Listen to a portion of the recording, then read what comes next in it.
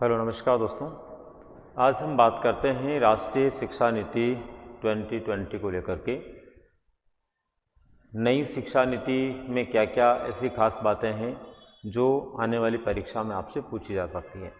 खास तौर पर शिक्षक भर्ती परीक्षाओं के संदर्भ में नई शिक्षा नीति, शिक्षा से जुड़े हुए कौन कौन से विशेष व्यवहार लेकर के आइए, उन्हीं को लेकर के आज हम इस वीडियो के माध्यम से बातचीत करते हैं। दोस्तों, राष्ट्रीय शिक्षा नीति 2020 की संपूर्ण जानकारी खास क्या है हमारे लिए जो बहुत ज़रूरी है। सबसे पहले नंबर पर आपको ध्यान रखना दोस्तों, नई शिक्षा नीति 2020 की घोषणा के साथ ही कैबिनेट द्वारा मानव संसाधन विकास मंत्रालय जो है MHRD के नाम से जिसको हम जानते हैं, जिसका वर्तमान में नाम बदल करके एजुकेशन मिनिस्ट्री कर दिया गया, यानी शिक्षा मंत्रालय कर दिया गया है। यानी कि जैसे ही नई शिक्षा नीति का निर्माण हुआ और नई शिक्षा नीति की घोषणा की गई, उसी के साथ इस मंत्रालय का नाम बदल कर क्या हो गया, शिक्षा मंत्रालय हो गया। जिसको MHRD कहते थे अब क्या बोलते हैं, शिक्षा मंत्रालय बोलते हैं। NEP 2020 के तहत MHRD का नाम बदलकर शिक्षा मंत्रालय करने का उद्देश्य शिक्षा और सीखने से संबंधित जो व्यवहार है उनकी तरफ लोगों का पुनः ध्यान आकर्षित करना है। यानी सीखने और शिक्षा की दिशा में किस तरह से लोगों का ध्यान आकर्षित हो, किस तरह से लोग उसकी तरफ अपना ध्यान आकृष्ट कर पाएँ, इसको लेकर के इसका नाम बदला गया है। यानी MHRD जो मंत्रालय नाम था उसमें शिक्षा को लेकर के सीधा जो है एक व्यक्ति को पता नहीं चलता था कि शिक्षा से संबंधित मंत्रालय है, लेकिन अब शिक्षा मंत्रालय नाम करने के बाद सीधा पता चलता है कि ये मंत्रालय किसको लेकर काम करता है, शिक्षा को लेकर के काम करता है। इस नीति द्वारा देश में स्कूल एवं उच्च शिक्षा परिवर्तनकारी सुधारों की अपेक्षा की गई है। यानी इस नीति का उद्देश्य है स्कूल और उच्च शिक्षा के क्षेत्र में कई बड़े बदलाव हों और सकारात्मक प्रकार के बदलाव इसमें आए, सकारात्मक परिवर्तन शिक्षा के क्षेत्र में देखने को मिले। 20 जुलाई 2020 को मानव संसाधन विकास मंत्री रमेश पोखरियाल निशंक द्वारा नई शिक्षा नीति की घोषणा की गई थी।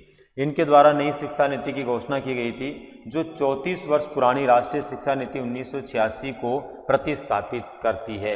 यानी कि नई शिक्षा नीति जो हमारे यहाँ पर आई है 2020, ये 1986 की शिक्षा नीति के स्थान पर आई है, जिस शिक्षा नीति ने 34 सालों तक हमारे देश में काम किया, या 34 सालों तक वो शिक्षा नीति हमारे यहाँ पर रही।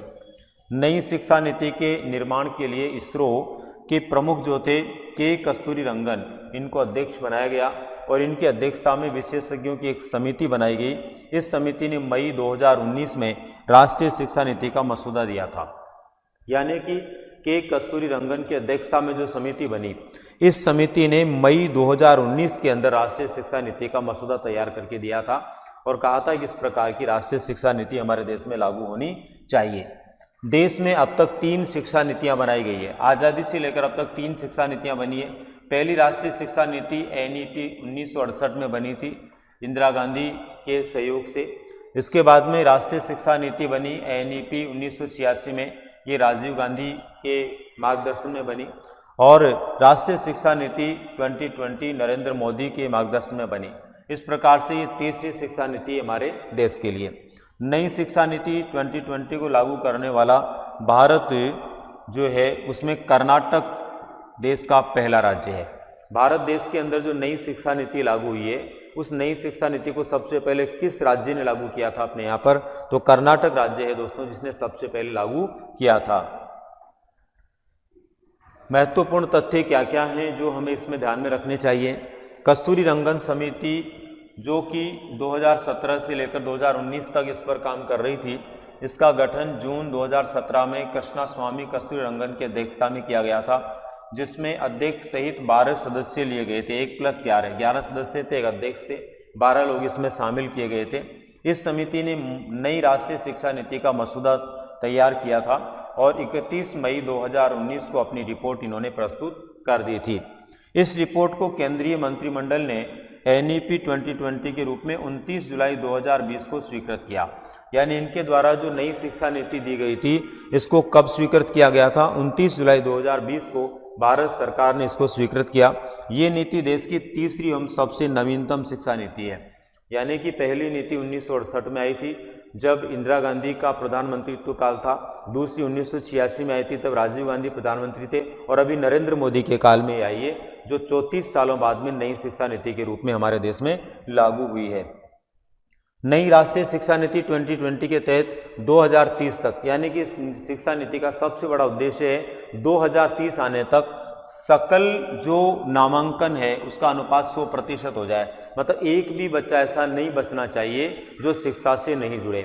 100% बालक किससे जुड़ जाए? शिक्षा से जुड़ जाए। इस प्रकार की शिक्षा नीति के अंदर जो है ये विशेष प्रकार का लक्ष्य रखा गया, यानी 100% नामांकन लक्ष्य इसका रखा गया 2030 तक। NEP 1986 को 1992 में संशोधित किया गया था। 1992 में जैसा कि आपको विदित होगा हमारे यहाँ पर जो है एक विशेष प्रकार की समिति का गठन किया गया था, और वो जो समिति बनाई गई थी जनार्दन रेड्डी समिति, उस जनार्दन रेड्डी समिति के द्वारा इस पर कार्य किया गया, और उस समिति के द्वारा एक नया मसौदा दिया गया इस पुरानी शिक्षा नीति जो 1986 की थी उसके लिए, और एक कार्यक्रम शुरू किया गया था POA, प्रोग्राम ऑफ एक्शन के नाम से 1992 में, 1992 ईस्वी में। वो एक संशोधित शिक्षा नीति थी 1986 की, जिसका बड़ा कदम था निःशुल्क और अनिवार्य शिक्षा अधिनियम 2009 रहा। यानी कि 1992 में जो संशोधित नीति आई थी उस नीति के अंदर निःशुल्क शिक्षा का विचार दिया गया था। उसी को ध्यान में रखते हुए एक लंबे अरसे के बाद 2009 में हमारे देश में RT कानून बना जो निःशुल्क और अनिवार्य शिक्षा की बात करता है, जिसने सार्वभौमिक प्रारंभिक शिक्षा सुलभ कराने हेतु कानूनी आधार उपलब्ध करवाया।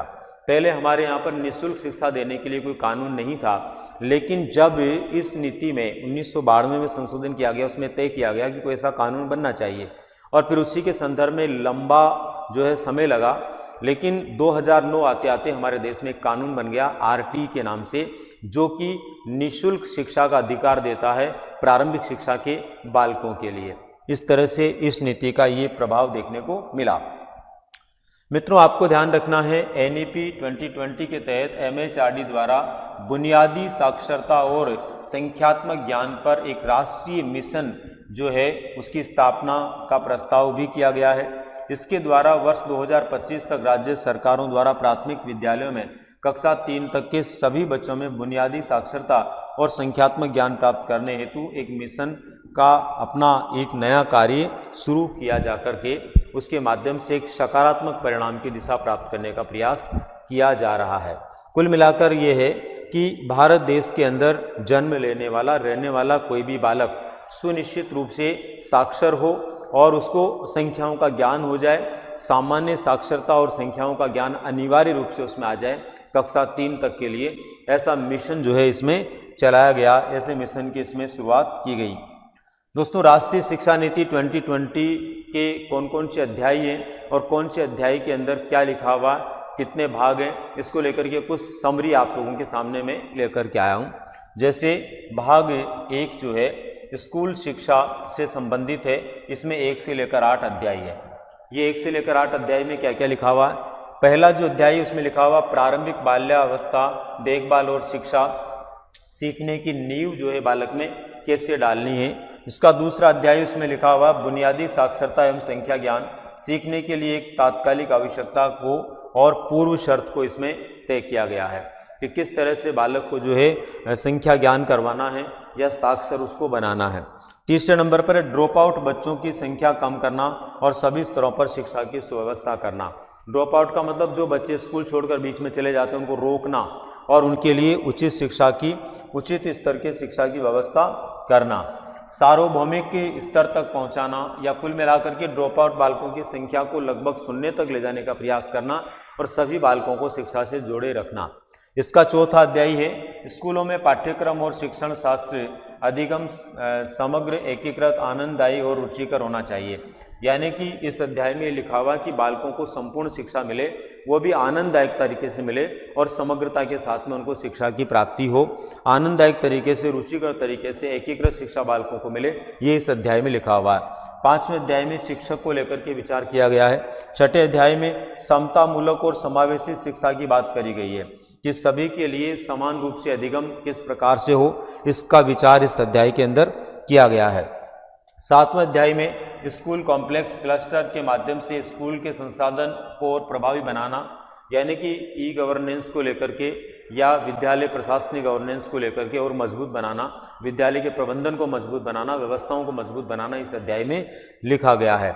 स्कूली शिक्षा के लिए मानक निर्धारण करना और इनकी व्यवस्था करना, यानी कि ये होने ही चाहिए, ये व्यवस्था करना इस अध्याय में दिया हुआ है।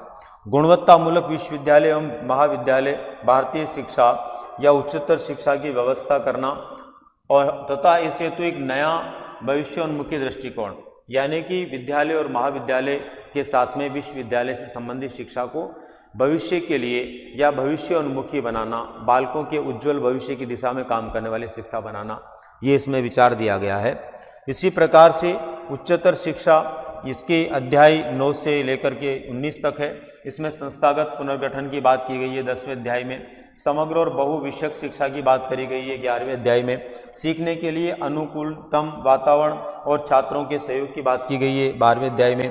और 13वें अध्याय के अंदर दिया हुआ प्रेरित, सक्रिय और सक्षम संकाय, यानी कि प्रेरक वातावरण जब तक बालकों को, सक्रिय वातावरण जब तक बालकों को नहीं मिलेगा तब तक बालक सीखने की दिशा में आगे नहीं बढ़ पाएंगे, तो इनकी सक्षमता प्रदान करने की बात भी इसमें कही गई है। 14वां अध्याय है, इसके अंदर उच्चतर शिक्षा में समता और समावेश की बात करी गई है। 15वें अध्याय में शिक्षक शिक्षा की बात करी गई है, यानी टीचर्स ट्रेनिंग से संबंधित जो शिक्षा होती है वो कैसी हो, गुणवत्तामूलक हो, इस तरह से इसमें बात की गई है।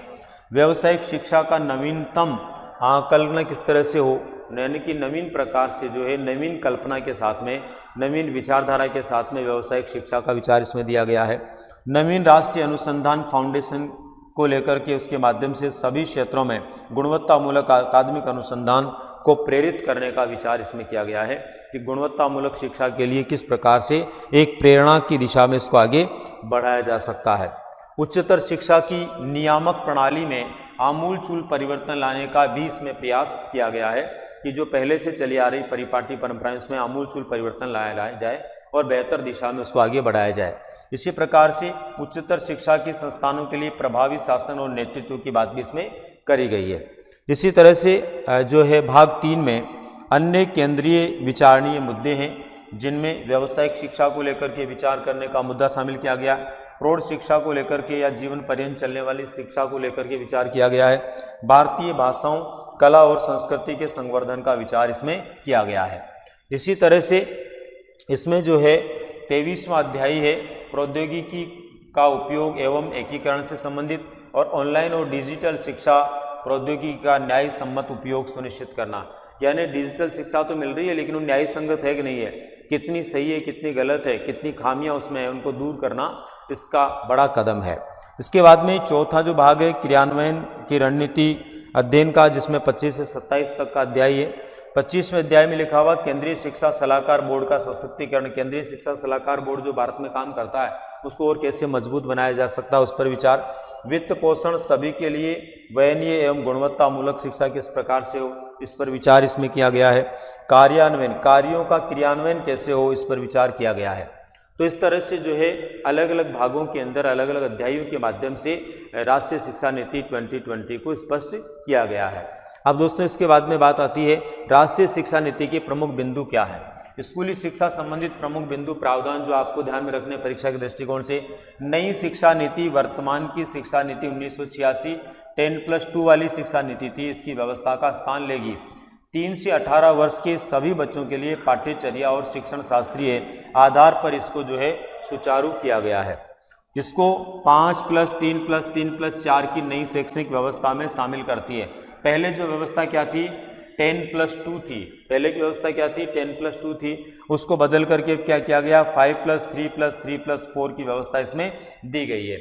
इसके अंदर देखिए वर्तमान में 3 से 6 वर्ष की उम्र के बच्चों को बच्चे 10+2 वाले ढांचे में शामिल नहीं हैं, क्योंकि अभी जो 10+2 वाली शिक्षा प्रणाली है ना वर्तमान में जो चल रही थी पहले हमारे यहाँ पर 1986 की, उसमें 10+2 में क्या 6 वर्ष के बाद के बच्चों को शामिल किया गया था। अब इस नीति के अंदर 3 से 6 वर्ष के बच्चों को भी, पूर्व प्राथमिक कक्षाओं के बच्चों को भी शामिल किया गया है, क्योंकि 6 वर्ष के बच्चों को कक्षा 1 में प्रवेश दिया जाता था और उसके अंदर पहले नीति में यह था कि 6 वर्ष का बच्चा प्रवेश लेगा, फिर वो 10 साल में 10वीं पास करेगा और फिर उसके बाद में 2 साल में 12वीं पास करेगा, ऐसे उसमें रणनीति थी। अब इसको इस तरह से नहीं रखा गया, थोड़ा सा इसको बदला गया है। इसके बाद में नेक्स्ट देखिए नए 5+3+3 ढांचे में एक मजबूत बुनियाद को शामिल किया गया है, जिसमें आगे चलकर बच्चों को विकास बेहतर हो और वे बेहतर उपलब्धियां हासिल कर सकें और खुशहाल हो सकें। इसके लिए इसमें कार्य किया गया, इसके लिए इसमें विचार विशेष रूप से दिया गया है। 5 वर्ष की फाउंडेशन स्टेज। अब पहले क्या थी, डायरेक्ट 6 साल का बच्चा होता था तब पहली क्लास में जाता था। अब फाउंडेशन स्टेज इसमें बनाया गया, इसमें जो है पूर्व प्राथमिक के बच्चों को भी इसमें जोड़ा गया है, जिसमें 5 वर्ष की फाउंडेशन स्टेज होगी और 5 वर्ष तक की फाउंडेशन स्टेज जो है इसके अंदर विचार जो दिया गया वो प्रारंभ की पूर्व प्राथमिक कक्षाओं के संदर्भ में दिया गया है। साल की प्री प्राइमरी स्कूल और पहली और दूसरी कक्षा का विचार इसमें दिया गया है। 3 वर्ष का प्राइमरी स्टेज जो है वो इसके अंदर रखा गया है, जिसको प्रिपेरी स्टेज के रूप में यहाँ पर कहा गया है। और इस स्टेज के अंदर जो है कौन से बच्चे आएंगे, आंगनबाड़ी के बच्चे आएंगे या पहले दूसरी क्लास से जुड़े हुए बच्चे होंगे। इसके बाद में 3 वर्ष का मध्य स्टेज कहा गया है। मध्य स्टेज के अंदर जो है 6 से 7-8 तक के बच्चे, आज के 3 वर्ष के अंदर तीसरी से लेकर के चौथी 5वीं के बच्चे होंगे। ये पूर्व प्राथमिक के अंदर पहली दूसरी के, और ये जो 3 वर्ष का स्टेज है इसमें तीसरी चौथी 5वीं के, और ये 3 वर्ष का मध्य स्टेज है इसमें उच्च प्राथमिक 6ठी 7वीं 8वीं के बच्चे होंगे। इसी प्रकार से 3 वर्ष का उच्च माध्यमिक का चरण, ये 4 वर्ष का है, 4 वर्ष का है, 4 वर्ष का उच्च माध्यमिक का स्तर है, जिसमें कक्षा 9, 10, 11 और 12 होगी।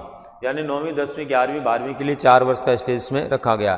कुल मिलाकर के जो यहाँ पर हम देख रहे थे 5+3+3+4, तो इसके अंदर क्या था कि बालकों को उसी प्रकार से तैयार किया जाए कि वो आंगनबाड़ी में शुरुआत करने से लेकर के उच्च माध्यमिक स्तर तक की शिक्षा को इस चरण के माध्यम से या स्टेज के माध्यम से या स्तर के माध्यम से प्राप्त कर पाएँ। इनको जो है फाउंडेशन स्टेज के रूप में, मध्य स्तर के रूप में और उच्च स्तर के रूप में शामिल किया गया है। अब NEP 22 में स्कूली शिक्षा सुधार को लेकर के जो चरण दिए गए हैं वो इस प्रकार से हैं। जैसे पहला फॉर्मेट है 5 वर्ष का, 5+3+3+4 है ना, तो ये फाउंडेशन स्टेज है, इसमें A और B फाउंडेशन स्टेज है। A और B फाउंडेशन स्टेज में A के अंदर 3 से 6 वर्ष की आयु का बच्चा जो आंगनबाड़ी के अंदर पढ़ेगा, B के अंदर जो है 6 से 8 वर्ष का बच्चा जो नर्सरी प्राइमरी में यानी पहली और दूसरी क्लास के अंदर पढ़ेगा। इसके बाद में तीसरा जो स्टेज इसमें फॉर्मेट का है वो प्राथमिक शिक्षा है, जिसमें बालक 8 से 11 वर्ष का होगा और 3 से लेकर 5वीं में, तीसरी चौथी 5वीं क्लास में पढ़ेगा। इसके बाद में अगला जो 3 है ये मध्य स्तर है, जिसमें बालक 11 से 14 वर्ष का होगा और 6ठी से लेकर के 8वीं क्लास तक वो शिक्षा प्राप्त करेगा। इसी प्रकार से अंतिम स्तर है, उसमें 14 से 18 वर्ष की बात करी गई है, जिसमें बालक कक्षा 9 से लेकर के 12वीं तक पढ़ेगा। इस तरह से अभी पीछे हमने जो देखा था डिटेल से उसका ये समरी है, ये समरी को भी अपन याद कर लेते हैं तो ये 5, 3, 3 और 4 का जो स्टेप इसमें है वो हमें स्पष्ट हो जाता है। इसके बाद में देखिए प्रारंभिक शिक्षा। प्रारंभिक शिक्षा में 3 से 8 वर्ष की आयु के बच्चों के लिए शैक्षिक पाठ्यक्रम का 2 समूह में विभाजन किया गया है, जिसमें पहला समूह 3 से 6 वर्ष की आयु के बच्चों को आंगनबाड़ी पाठशाला में या बाल वाटिका या प्री स्कूल के अंदर पढ़ना होगा। इसके माध्यम से मुफ्त शिक्षा, सुरक्षित और गुणवत्तामूलक शिक्षा मिलेगी, प्रारंभिक बाल्यावस्था की देखभाल मिलेगी और शिक्षा के लिए कार्य किया जाएगा। इसके लिए early childhood care and education को जो है इसमें महत्व दिया गया है, ECCE को महत्व दिया गया है और इसकी सुनिश्चितता के लिए भी विचार किया जा रहा है। अभी जैसे आपको पता है कि ECCE को लेकर बहुत सारी बड़ी भर्तियों की कल्पना की जा रही है, वो इसीलिए की जा रही है कि निश्चित रूप से इसके माध्यम से ऐसा होगा। 6 से 8 वर्ष तक के प्राथमिक विद्यालयों में कक्षा 1 व 2 की शिक्षा प्रदान की जाएगी। ECCE से जुड़ी योजनाओं का निर्माण और क्रियान्वयन केंद्रीय मानव संसाधन विकास मंत्रालय, महिला एवं बाल विकास मंत्रालय, स्वास्थ्य और परिवार कल्याण मंत्रालय और जनजातीय कार्य मंत्रालय के साझा सहयोग से होगा। यानी सब मिलकर के जो अर्ली चाइल्डहुड की केयर और एजुकेशन से संबंधित बात है उस पर ये सभी मिलकर के सकारात्मक दृष्टिकोण से काम करने वाले हैं। 5 वर्ष की आयु से पहले हर बच्चा एक प्रारंभिक कक्षा का, जो कि कक्षा बाल वाटिका के रूप में होती है, आंगनबाड़ी केंद्रों पर होती है, या कक्षा 1 से पहले जो भी वो पढ़ता है, आंगनबाड़ी में जाकर उठना बैठना सीखता, वो इसमें है, स्थानांतरित हो जाएगा, जिसमें एक ECCE योग्य शिक्षक होगा। यानी इन सभी के अंदर जो है आंगनबाड़ी केंद्रों पर एक शिक्षक लगाया जाएगा, जो क्या होगा, ईसीसी शिक्षक होगा, जो उनकी केयर के लिए और शिक्षा के लिए काम करेगा। ईसीसी शिक्षकों की शुरुआती कैडर को तैयार करने के लिए आंगनबाड़ी शिक्षकों को NCERT द्वारा विकसित पाठ्यक्रम शिक्षण शास्त्रीय फ्रेमवर्क के अनुसार एक व्यवस्थित तरीके से प्रशिक्षण दिया जाएगा और एक विशेष प्रकार की NCERT के प्रशिक्षण के बाद ही उनको यहाँ पर नियुक्ति प्रदान की जाएगी। राष्ट्रीय शिक्षा नीति 2020 में कक्षावार बस्ते का वजन भी तय किया गया है कि कक्षावार बस्ते का कितना वजन उनको हो सकता है। पहली क्लास में यदि बच्चा पढ़ता है तो उसके बस्ते का वजन 1.6 से लेकर 2.2 किलोग्राम से ज़्यादा नहीं होना चाहिए। दूसरी क्लास के बच्चे के लिए 1.6 से 2.2 किलोग्राम, इससे ज़्यादा नहीं होना चाहिए। तीसरी कक्षा के बच्चे का 1.7 से 2.5 किलोग्राम से ज़्यादा नहीं हो। चौथी क्लास के बच्चे का 1.7 से 2.5 किलोग्राम से ज़्यादा नहीं हो। इसी प्रकार पाँचवीं क्लास के बच्चे के लिए भी यही निर्धारित है, यानी पहली और दूसरी क्लास के लिए सेम है, तीसरी चौथी पाँचवीं के लिए सेम है। कक्षा 6 में 2 से 3 किलोग्राम वजन और कक्षा 7 के लिए भी 2 से 3 किलोग्राम वजन तय है। कक्षा 8 के बालकों के लिए 2.5 से 4 किलोग्राम, कक्षा 9 के लिए भी 2.5 से 4.5 किलोग्राम और 10 के लिए 2.5 से 4.5 किलोग्राम वजन बस्ते का हो, इससे ज़्यादा नहीं हो।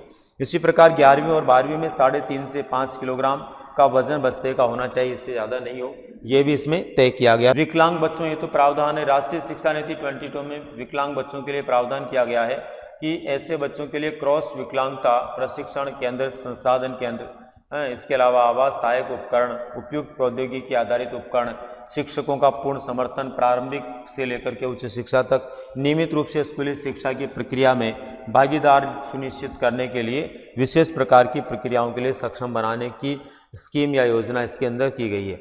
यानी कुल मिलाकर के विकलांग बच्चों के लिए भी इसमें खास तौर पे प्रावधान किया गया है। इस तरह से आप समझ सकते हैं कि राष्ट्रीय शिक्षा नीति 2020 में क्या क्या खास बातें हैं जो आप लोगों के लिए परीक्षा के दृष्टिकोण से जानना जरूरी है, उनको लेकर के इस वीडियो के माध्यम से मैंने बताने का प्रयास किया। निश्चित रूप से ये आप लोगों के काम आएगी और आपकी परीक्षा में इसमें सहयोग मिलेगा। धन्यवाद।